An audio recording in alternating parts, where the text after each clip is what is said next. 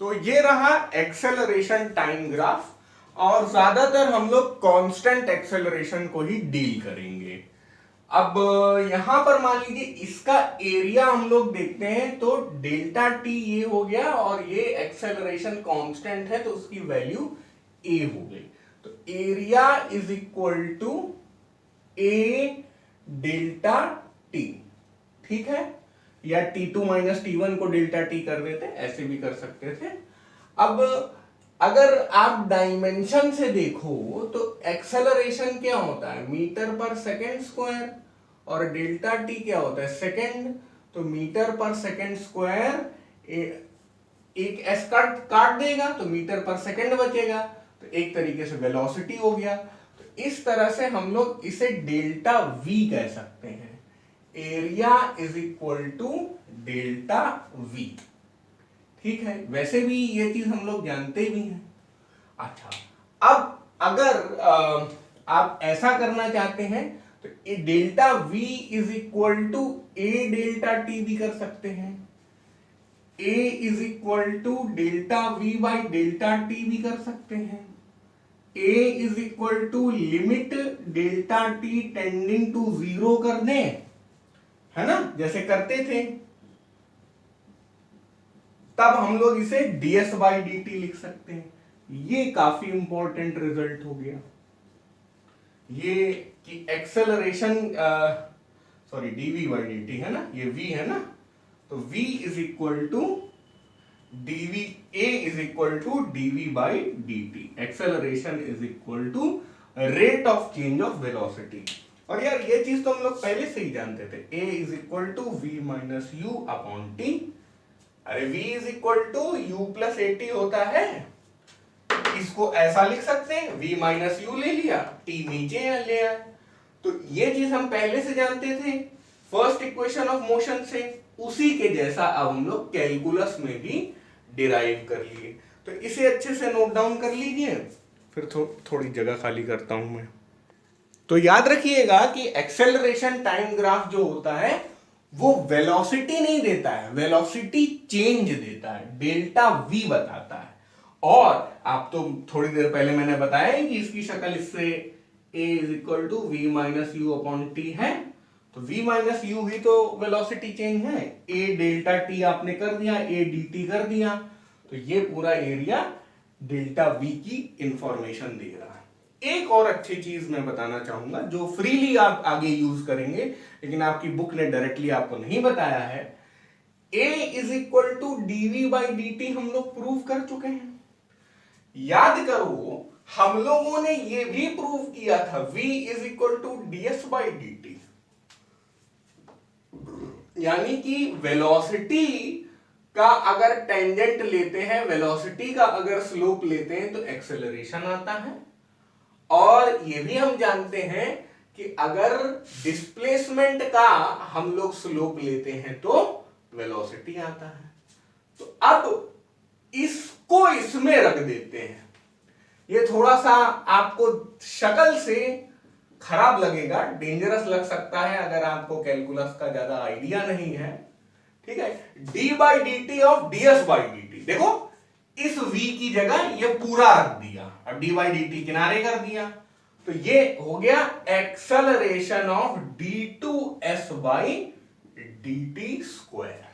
यानी कि डिस्प्लेसमेंट का अगर हम दो बार डिफरेंशिएशन कर दें तो हमें एक्सेलरेशन मिलेगा, वेलोसिटी का अगर हम एक बार डिफरेंशिएशन कर दें तो हमें एक्सेलरेशन मिलेगा, ये याद रखिएगा। Double differentiation of displacement is acceleration, single differentiation of velocity is acceleration. तो ये भी बात याद रखिएगा। ये तो बॉक्स कर ही लिया हम लोगों ने, एक ये भी इंफॉर्मेशन हमारे पास आ गई। एक एग्जाम्पल लेंगे तो बातें और ज्यादा समझ में आएंगी। The displacement of a particle depends on time t and the relation is given by this equation. Find the velocity at t is equal to 2 seconds and acceleration at t is equal to 4 seconds. थोड़ा सा जो हम लोग अभी अभी सीखे हैं उसको लिख लेते हैं। मैंने क्या बताया था कि ds बाई डी टी, एक बार डिफरेंशिएशन करेंगे तो वेलोसिटी आएगा, और 2 बार डिफरेंशिएशन करेंगे तो एक्सेलरेशन आएगा। यही बताया था मैंने थोड़ी देर पहले। अब यार देखो यहाँ पे s नहीं है, डिस्प्लेसमेंट s की जगह x लिख रहे हैं, तो चलो हमें कोई फर्क नहीं पड़ता, dx लिख लेते हैं और यहाँ पे d2x लिख लेते हैं। ठीक है, अब x दिया हुआ है आपको 3 minus 5t plus 2t square, dx by dt, एक बार डिफरेंशिएशन करेंगे तो कांस्टेंट टर्म 0 आ जाएगा। यहां पे क्या हो जाएगा बोलिए, माइनस 5t को डिफरेंशिएट करेंगे तो क्या आ जाएगा, केवल -5, और इसे डिफरेंशिएट करेंगे तो t स्क्वायर क्या हो जाएगा 2t, 2t 2 से मल्टीप्लाई होगा तो आ जाएगा 4t।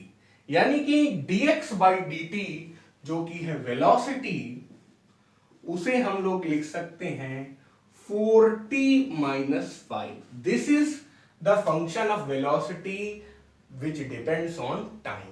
लेकिन आपसे पूछा गया velocity at t is equal to 2 second, तो आप ऐसे लिख दीजिए t is equal to 2 second. तो या कुछ लोग ऐसे लिखना पसंद करते हैं, भाई ये भी तो एक तरीके से ये v है। कुछ लोग जैसे fx लिखा जाता था ना, अरे यार तुम लोगों ने फंक्शन में पढ़ा था fx is equal to x square plus 3x plus 2, ऐसा हम लोग पढ़ते थे ना रिमाइंडर थ्योरम में, और एक और कौन सा फैक्टर थ्योरम था। तो वैसे ही इसको हम लोग vt लिख सकते हैं। ठीक है, तो vt की जगह हम लोगों ने v2 कर दिया, 4 इंटू 2 माइनस 5, 4 2 8, 8 में से 5 गया, कितना बचा, अरे 3, और ये वेलोसिटी है तो मीटर पर सेकेंड। पहला पार्ट हम लोगों ने निपटा दिया। ये क्या कह रहा है, velocity at t is equal to 2 second आ गया, 3 मीटर पर सेकेंड। अब हमारा क्या काम है कि इसको 2 बार डिफरेंशिएट किया जाए, तब हम एक्सेलरेशन निकालेंगे। तो फिर से लिख देते हैं, दोबारा लिखने की वैसे जरूरत भी नहीं थी, बट कोई बात नहीं। और dx बाई dt हमने निकाला था -5 plus 4t, d2x by dt square, ये देखने में डेंजरस लग रहा है, कोई दिक्कत नहीं है, केवल 2 बार डिफरेंशिएट करना है, मतलब इसको फिर डिफरेंशिएट कर दो तो -5 का हो जाता है 0, सॉरी ये 4t था, और 4t का डिफरेंशिएशन हो जाएगा केवल 4, यानी कि d2x बाई dt स्क्वायर क्या हो गया, केवल 4, यानी कि d2x बाई dt स्क्वायर की जगह a लिख सकते हो आप, a हो गया 4। अब यार a जो है वो टाइम पे डिपेंड नहीं कर रहा है, आपका मर्जी है तो भी आप लिख सकते हैं a as a function t is constant 4। तो अब आप a जब t की जगह 4 सेकंड डालें, चाहे 6 सेकंड डालें, चाहे 15 सेकंड डालें, वो हमेशा 4 आएगा। अरे ये ऐसा है ना, वही जो एक्सेलरेशन का भी ग्राफ हम लोगों ने सीखा कि भाई जब एक्सेलरेशन टाइम ग्राफ को अगर आप प्लॉट करते हैं तो this is always a constant graph, जहां पे ये 4 पे ही होगा। तो अब यार अगर तुम t is equal to 2 second में देखो तब भी 4 आएगा, और जो पूछा गया t is equal to 4 second तब भी 4 आएगा, तो इसलिए यहां पे हम लोग 4 ही आंसर सबमिट कर देंगे। ठीक है, 4 मीटर पर सेकेंड स्क्वायर। ये मत समझना कि ये वाला 4 यहां पे आ गया, ये 4 सेकेंड टाइम में है, और ये 4 जो है वो कांस्टेंट एक्सेलरेशन है। ठीक है, तो ये सवाल हमारा हो गया बच्चों। इंक्रीजिंग एक्सेलरेशन वाला केस, ठीक है, कांस्टेंट एक्सेलरेशन नहीं है, इंक्रीजिंग एक्सेलरेशन। इसका मतलब क्या हुआ कि वेलोसिटी इंक्रीज होगी और बहुत तेजी से इंक्रीज होती हुई दिखाई देगी। जो चीज हम लोग पहले से जानते हैं पहले उसे समझते हैं। अगर हमारा एक्सेलरेशन टाइम ग्राफ कांस्टेंट होता था तो वेलोसिटी टाइम ग्राफ हमारा कैसा होता था? इंक्रीजिंग होता था। अब जब हमारा एक्सेलरेशन टाइम ग्राफ ही इंक्रीजिंग है तो वेलोसिटी टाइम ग्राफ कैसा होगा? Rapidly increasing. इंक्रीजिंग नहीं, रैपिडली इंक्रीजिंग। तो ये क्या हो गया? Increasing acceleration. ये कैसा एक्सेलरेशन था बच्चों बगल में जो बना है? बोलिए। हाँ, वो है कांस्टेंट एक्सेलरेशन।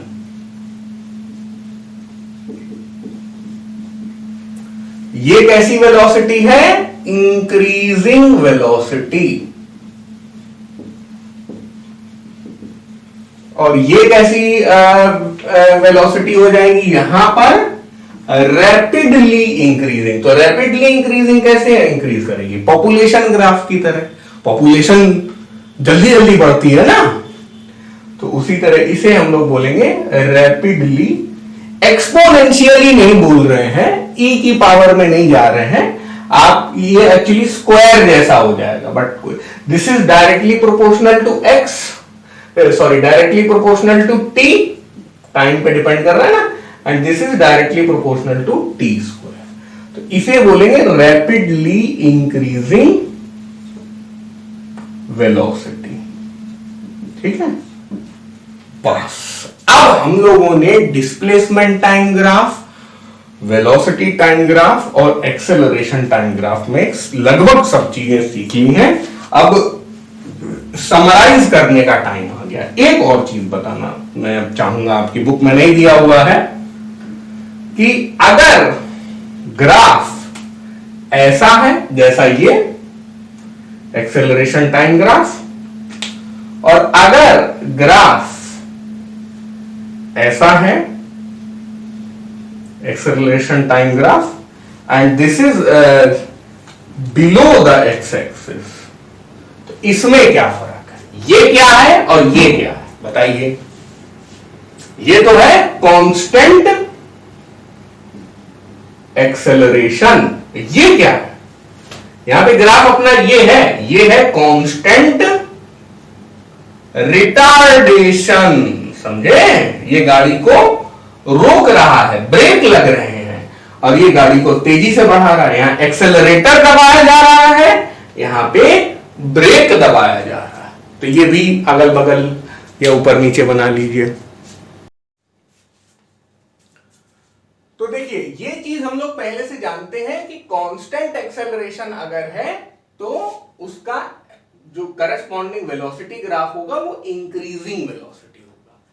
इधर हम लोगों ने केस, ये हम लोग पहले से जानते हैं, इधर हमने केस ऐसा लिया कि एक्सेलरेशन ही इंक्रीजिंग है, उसके जैसा।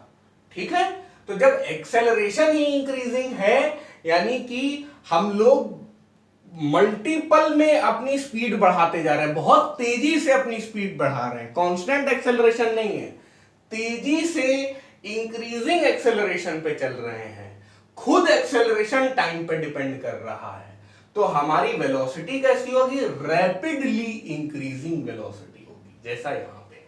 तो acceleration is depending on T, so velocity will depend on T square.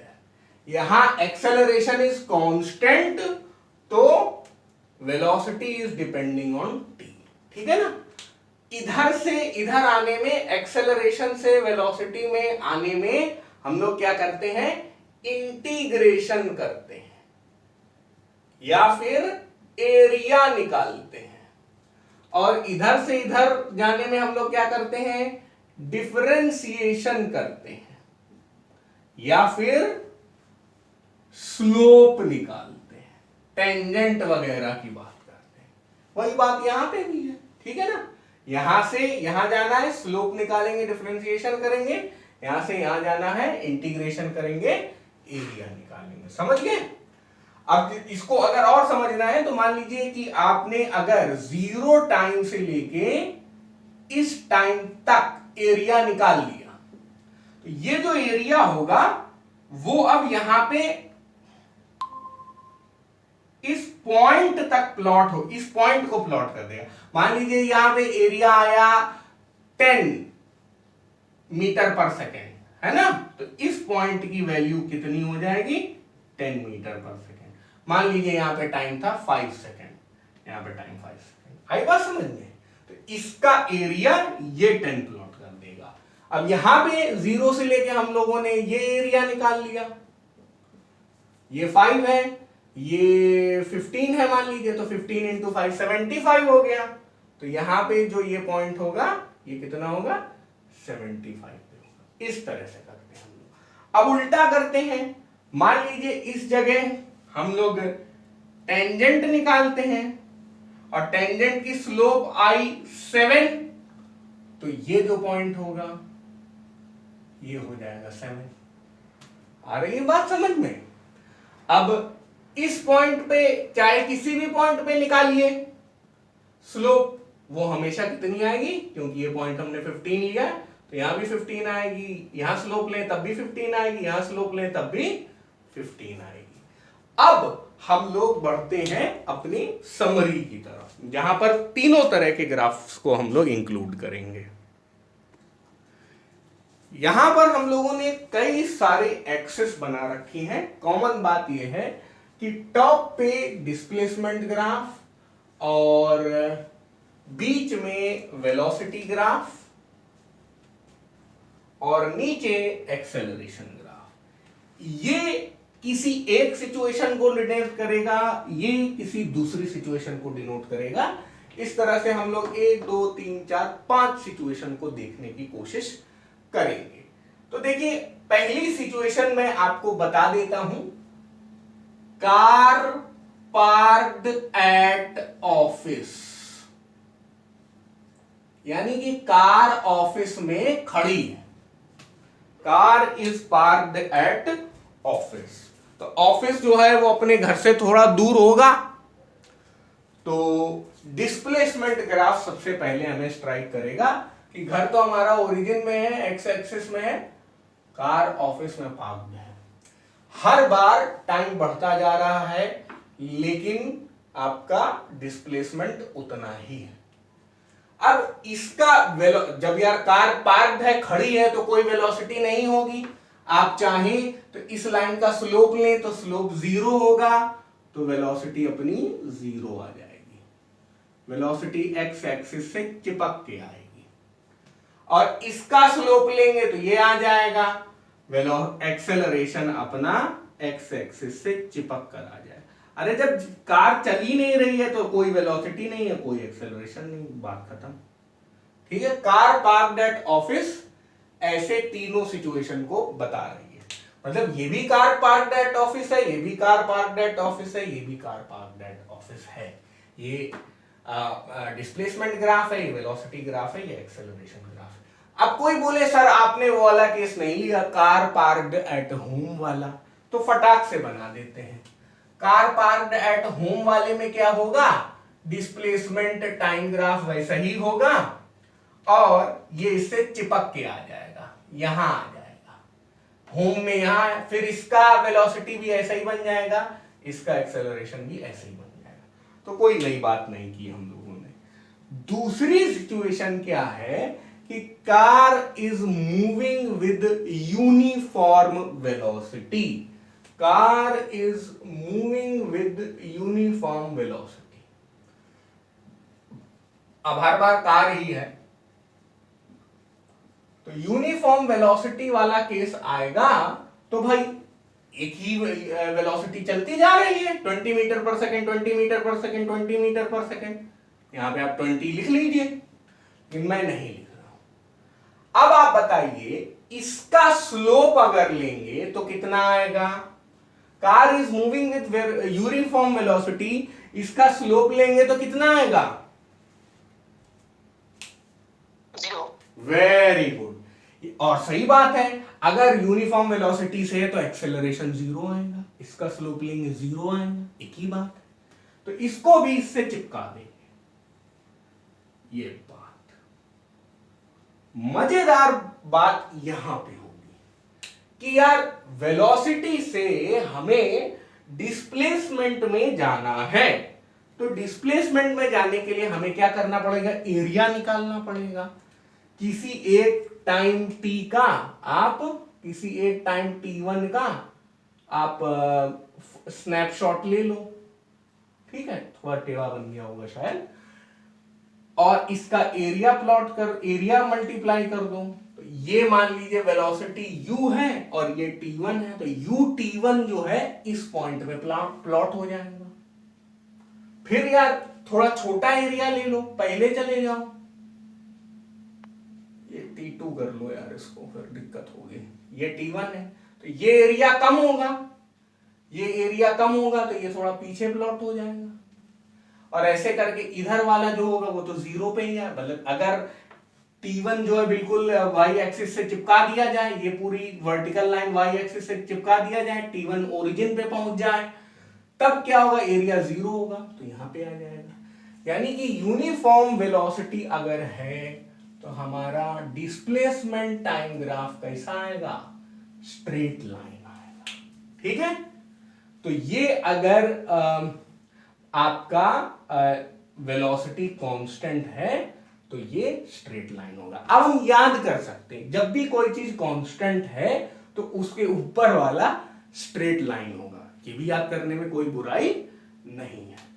अब यहां पर हम लोग याद कर रहे हैं, लिख रहे हैं, नई सिचुएशन बना रहे हैं, कांस्टेंट एक्सेलरेशन। तो कांस्टेंट एक्सेलरेशन है तो ये वाला हो जाएगा, ठीक, इसी के जैसा। अब इसका इंटीग्रेशन किया या इसका एरिया लिया तो ऐसा आया, ये सब हटा दो, अब t1 t2 कोई जरूरत नहीं है।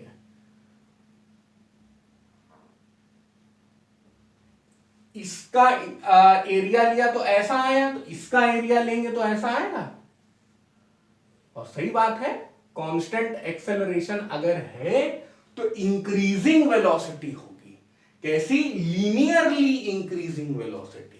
और जब वेलोसिटी लगातार बच्चों इंक्रीज कर रही है तो अपना डिस्प्लेसमेंट ग्राफ कैसा होगा, रैपिडली इंक्रीजिंग। थोड़ी देर पहले तो पढ़ा है ना, this is constant, this is directly proportional to t and this is directly proportional to t square. आ गई बात समझ में बच्चों?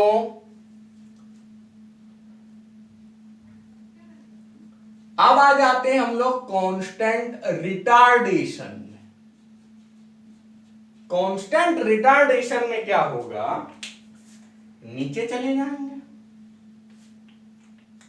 ब्रेक लग रहा है, एक हाई वेलोसिटी से शुरू किया था और अंत में रुक गए। हाई वेलोसिटी से शुरू किया, थोड़ा टाइम लेके अंत में रुक गए। समझ में आ रहा है बच्चों? रिटार्डेशन में हम लोग किससे शुरू करेंगे, u से शुरू करेंगे और v इज इक्वल टू 0 हो जाएगा। एक्सेलरेशन में हम u इज इक्वल टू 0 से शुरू करेंगे और किसी v पे पहुंच जाएंगे, है ना, यही तो होता है। अच्छा, अब यहां पर ये ग्राफ समझने में थोड़ा सा पेन होगा, लेकिन समझेंगे, पेन लेंगे, अब नहीं लेंगे तो कब लेंगे, ये ऐसा होगा। उसके लिए, समझने के लिए स्केल की जरूरत पड़ेगी। तो पहले इस सिचुएशन को समझते हैं। एक्सेलरेशन कांस्टेंट है, u से लीनियरली बढ़ के v पे चले गए, कोई बड़ी बात नहीं है, लेकिन यहां से यहां कैसे आए, देखो, या इससे यहां कैसे आए, ऐसे समझ सकते हो भाई। यहां पे जब 0 के पास है तो इसका टेंजेंट यानी स्लोप ऑलमोस्ट 0 है, तो 0 वेलोसिटी हो गई। फिर यहां पे टेंजेंट हमने लिया तो वेलोसिटी थोड़ी बढ़ गई, यहां पे थोड़ी बढ़ी हुई वेलोसिटी आई, और आगे आए तो वेरी हाई वेलोसिटी पे चले गए। यहां पे जैसे जैसे एंगल ऑफ इंक्लिनेशन बढ़ता जा रहा है, वैसे वैसे टेन थीटा बढ़ता जा रहा है, वैसे वैसे स्लोप बढ़ती जा रही है। स्लोप बढ़ने का मतलब वेलोसिटी बढ़ती जा रही है। अब इधर आप देखें, यहां रिटार्डेशन हो रहा भाई, हाई वेलोसिटी से लो वेलोसिटी पे आ गए।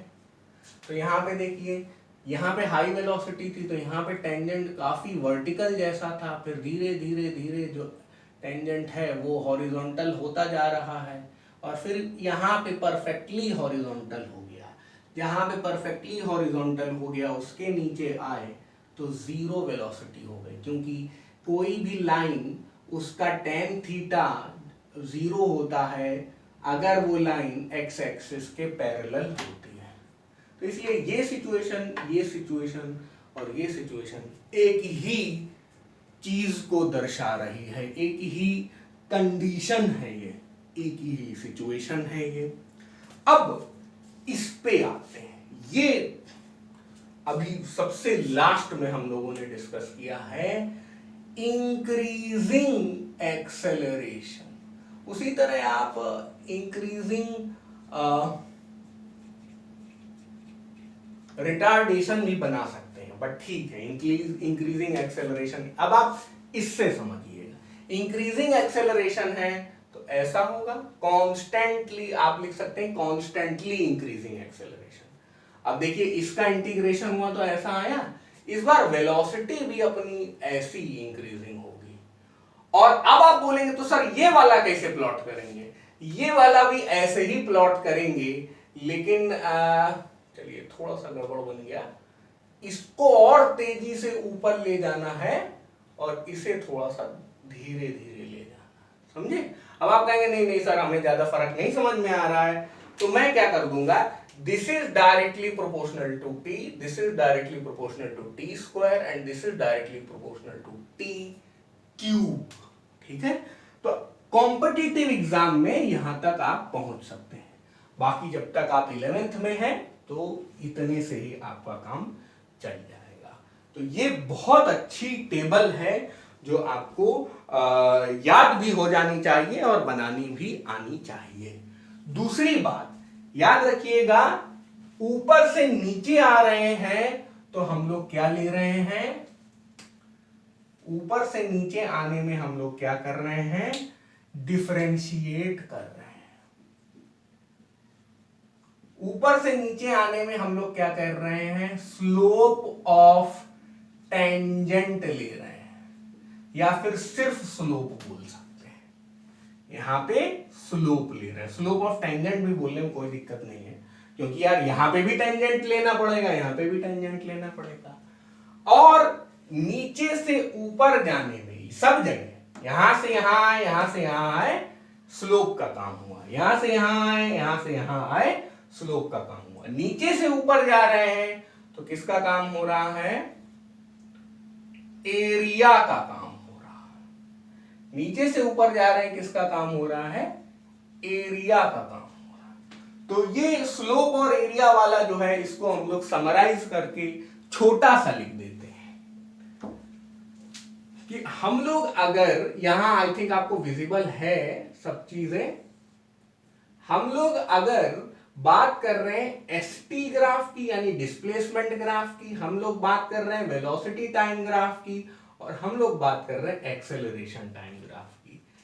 तो यहां से यहां गए, यहां से यहां सॉरी ऊपर से नीचे आए तो बात की हमने स्लोप की, स्लोप की, और नीचे से ऊपर गए तो बात की हमने एक्सेलरेशन, तो वो एरिया की, एरिया की। जब भी स्लोप है तो उसका स्लोप लेने का मतलब है क्या है, हम लोग डिफरेंशिएट कर रहे हैं, और एरिया लेने का मतलब क्या है, हम लोग इंटीग्रेट कर रहे हैं। तो ये जो मास्टर रिड्यूस्ड स्नैपशॉट है ये आपको बिल्कुल रट जानी चाहिए। ठीक है, कि फिर से एक बार बोलूंगा, डिस्प्लेसमेंट से वेलोसिटी स्लोप, वेलोसिटी से एक्सेलरेशन स्लोप, एक्सेलरेशन से वेलोसिटी एरिया, वेलोसिटी से डिस्प्लेसमेंट एरिया। लिख लीजिए बढ़िया से।